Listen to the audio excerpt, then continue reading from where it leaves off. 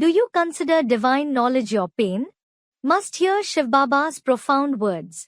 ज्ञान से सुख मिलता है, You receive happiness through knowledge. दुख की बात तो होती ही नहीं है। There is just no question of sorrow. ज्ञान से किसी को नुकसान हो जाए ये तो हो ही नहीं सकता। It is impossible that someone incurs loss because of knowledge. किसी को मिसअंडरस्टैंडिंग हो जाए ज्ञान से, वो बात हो सकती है। It is possible that someone misunderstands the knowledge. बाकी ज्ञान से कोई को दुख नहीं हो सकता। As for the rest, no one can become sorrowful because of the knowledge. ज्ञान से कल्प कल्प सदगति होती है। You attain Sadgati every cycle through knowledge. ज्ञान से दुर्गति व नुकसान हो ही नहीं सकता। You just can't undergo degradation or incur loss because of it. इसलिए शास्त्रों में भी लिखा है ऋते ज्ञानान्न मुक्ति।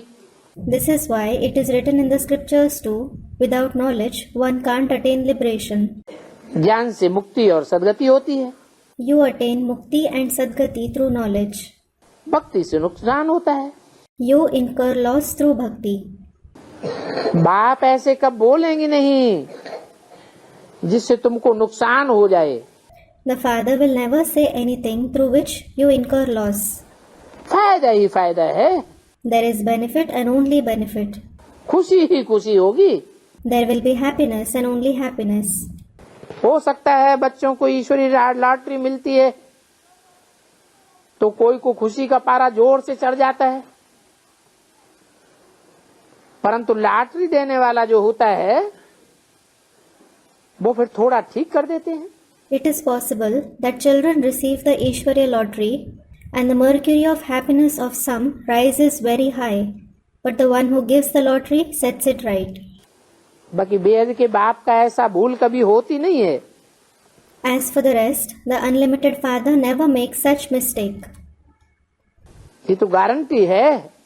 This is a guarantee. बाप का तो नाम ही है दुख हरता सुख करता। The very name of the father is the remover of sorrow, the giver of happiness. तो दुख रिंचक भी नहीं हो सकता। So there can't be even a trace of sorrow.